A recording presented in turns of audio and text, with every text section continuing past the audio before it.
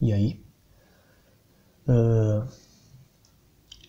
uma pergunta muito frequente, na verdade não é exatamente muito frequente, mas as pessoas que entram no narcocapitalismo, elas acabam ficando com essa pergunta, porque, tipo, não é uma coisa que você acha nos níveis intermediários, e também não é uma coisa que você acha nos níveis mais avançados, porque nos níveis mais avançados, talvez o cara nem entenda o que o cara tá escrevendo.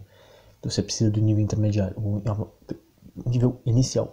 Só que nesse nível inicial de argumentação, você não consegue explicar essas coisas tão básicas para a pessoa, se você não tiver um pensamento de mão invisível. E para isso você precisa estudar economia. Isso te dá uma visão mais ampla da coisa. Então, eu fiz esse vídeo para responder essa pergunta que muita gente tem, está na fase iniciante e não quer se aprofundar tanto assim, só quer saber como seria. Então, a questão é a seguinte: bom, e os remédios no narcocapitalismo? Porque as pessoas, elas não têm tempo para ficar se especializando em todas as coisas. Então elas não podem ficar sendo engenheiras e ao mesmo tempo estudando medicina só para comprar remédios. Ou seja, na verdade, o que você está dizendo é que as pessoas precisam ser especialistas em tudo para comprar qualquer coisa, senão elas vão ser tapeadas em tudo. Isso não é exatamente verdade. Um exemplo que você vê hoje em dia é o seguinte: você tem lá, vamos supor que você seja um velho que não sabe nada de computador. Você vai fazer o quê? Você vai conversar com o seu sobrinho que sabe alguma coisa de computador, ou então com o seu neto que sabe alguma coisa de computador. Você sempre tem aquelas pessoas dentro da sua família, ou dentro do seu círculo social, que podem te ajudar nisso, e te ajudam nisso. Cara, que sinistro. Fora isso, tem um outro sistema que não existe hoje em dia por causa da intervenção estatal que eu vou explicar depois. O segundo sistema é o seguinte: você tem os especialistas mesmo. Por exemplo, o que fazem hoje em dia? Propaganda de Luciano Huck usando maquiagem. Por quê? Porque ele é um especialista, entre aspas. As pessoas reconhecem ele como uma autoridade daquilo, então ele, ao demonstrar tal produto naquele negócio, as pessoas vão lá consumir aquele produto em tal coisa. Porque elas acreditam que a autoridade dele naquele assunto é válida. A mesma coisa para um especialista, para um médico. Só que o cara vai falar: mas e como que esse sistema de autoridades pode resolver o fato de que a ciência objetivamente já provou que isso aqui tá errado e o cara continua falando que isso aqui tá certo? Cara, depende muito. A ciência provou objetivamente errado, mas como você sabe disso? Você fez os testes, você sacou? Você sabe exatamente por que tá errado? Se sim, então vai explicar pro cara. Se não, fica quieto, você não sabe do assunto. Ou então vai estudar o assunto. Ou então, sei lá, se for uma coisa mais ou menos básica, é possível que você consiga com lógica convencer as pessoas. Então você vira uma nova autoridade, porque você conseguiu superar a autoridade daquele cara. E como as pessoas vão saber isso? Resultados. Se aquele cara mostra pra uma pessoa coisas que não funcionam, as pessoas vão parar de seguir ele. Se você começa a mostrar coisas que funcionam e o outro cara tá falhando nisso, as pessoas vão parar de seguir ele e vão começar a seguir você. Simples. Porque as pessoas não querem ficar doentes, não querem se fuder. E tem um terceiro sistema, que, bom, em primeiro lugar, você tem a propriedade intelectual, ou seja, uma pessoa que faz os remédios, foda-se, ela tem a propriedade sobre a fórmula dos remédios, e isso não existiria. Eu não vou comentar sobre isso, talvez eu faça um vídeo sobre isso no futuro, mas veja alguns vídeos do Jeffrey Tucker, do Alexandre Porto e do 10 radicais que eles falam bem sobre esses negócios. Se quiser eu te mando um texto que eu tenho sobre isso, mas eu não vou falar sobre isso. Mas a questão é, a propriedade intelectual, ela monopoliza as coisas. Se você tem uma empresa e ela faz um remédiozinho foda, as pessoas podem até não conseguir comprar porque você é a única pessoa que está ofertando aquele remédio. Então você pode botar um remédio a um preço absurdo que a pessoa vai comprar de qualquer jeito, porque ela vai morrer se ela não comprar aquilo. É o que acontece hoje em dia. E fora isso, tem certas coisas, certas produtoras que podem produzir tal remédio. O governo basicamente controla toda a produção de remédio.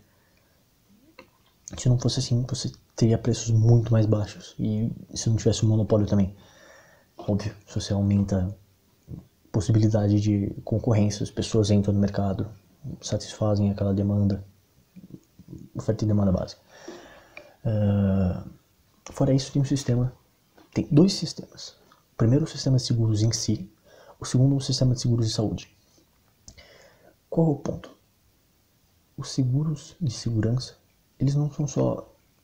Bom, eu quero que meu cliente fique não morto, não roubado, porque eu precisaria pagar uma indenização para ele. Mas também tem a questão de... Eu quero que o meu cliente possa pagar as coisas para minha empresa, possa continuar pagando o seguro. E um cliente doente não pode trabalhar. Então, é do interesse daquela empresa de segurança, bem como do interesse de várias empresas, e talvez o aluguel do cara e coisas assim, que ele mantenha a saúde para conseguir fazer aquilo. Então, o primeiro sistema que você pode imaginar é um sistema de segurança, de seguros, que, como é o nome? Divulgue soluções e divulgue autoridades. Por exemplo, você comprou sistema de seguros relógio piscante. A sistema de seguro relógio piscante, ela tem um contratinho com uma farmácia que faz testes dessas porras. E essa farmácia, ela é livre, foda-se, e ela vende qualquer coisa. Ela vende as coisas lá dela, só que ela tem os especialistas contratados dela. É mais barato ela deixar um contrato entre ela e a empresa pagar uma parte dos especialistas e ela pagar outra, do que ela sozinha pagar um negócio e ficar só com ela a fórmula dos especialistas e as dicas dos especialistas. Então, a empresa de segurança, ela pode falar, vou fazer um contrato, farmácia X, com a minha empresa de segurança, reloginho piscante, e você vai aqui divulgar para os meus clientes tal coisa.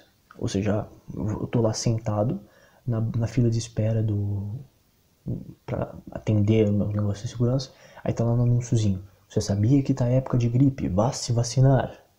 Coisas assim. Você sabia que é época de Malásia? Malásia? Malária é um país, caralho. Vá se prevenir. Entendeu? Esse tipo de coisa é do interesse da empresa de segurança. E fora que tem publicidade positiva.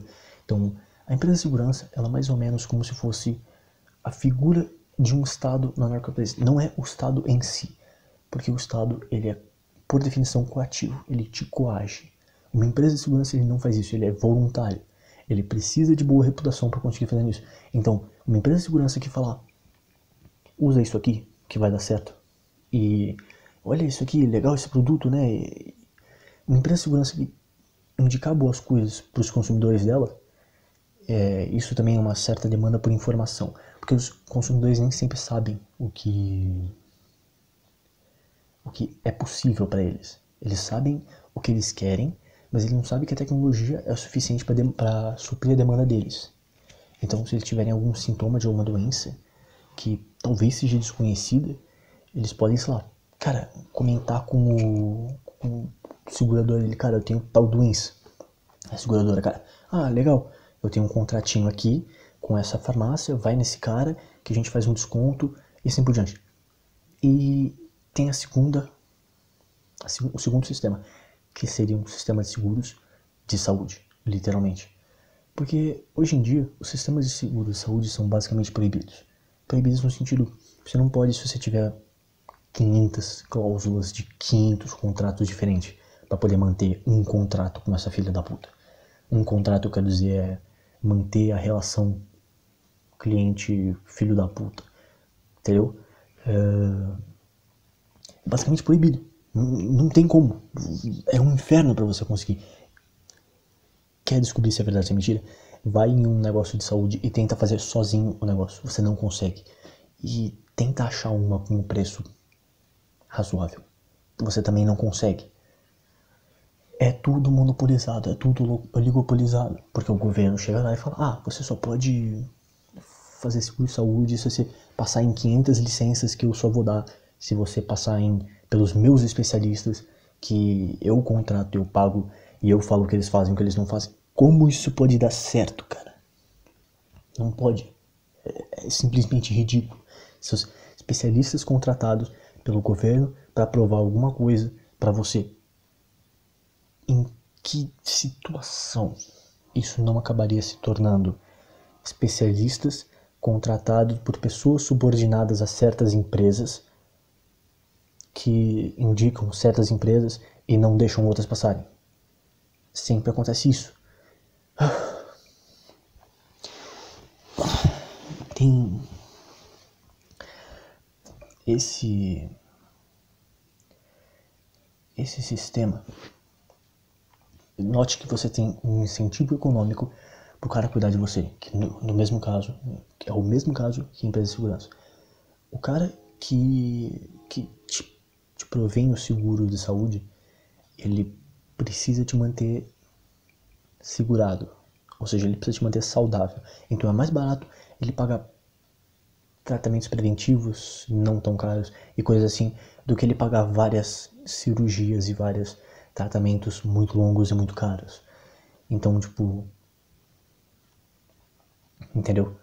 Se você tem já um sistema de incentivo que faça com que as pessoas precisem cuidar do seu negócio para ficar com boas reputações e com boas margens de lucro, então o sistema de incentivo é para os remédios não falharem, é para as pessoas se preocuparem com a sua saúde. Note que você não precisa ter uma pessoa na sua família que preocupe com a sua saúde, porque é só você contratar a empresa de segurança que tem um contrato com aquela farmácia ou contratar um sistema de seguros de saúde. Mas ainda assim você tem essa opção de, você tem um médico na família? Foda-se, eu tenho um médico na família, eu posso ser tratado por ele. E basicamente, se você tenta fazer isso hoje em dia, é ilegal.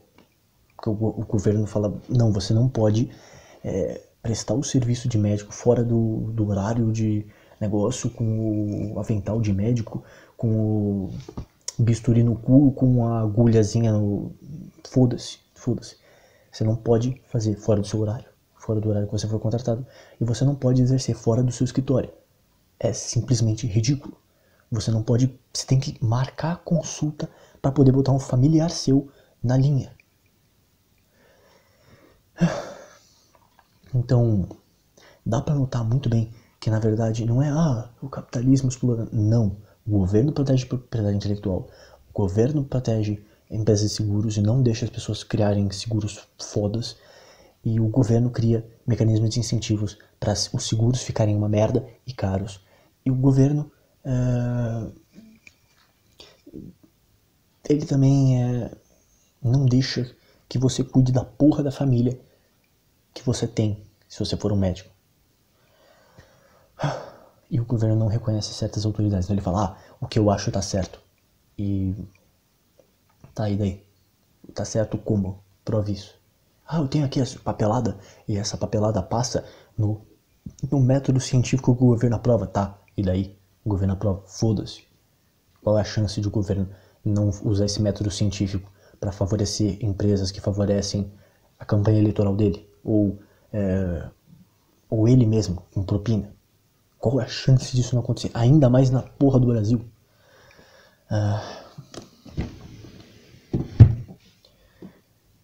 Por hoje é isso. Tchau, tchau.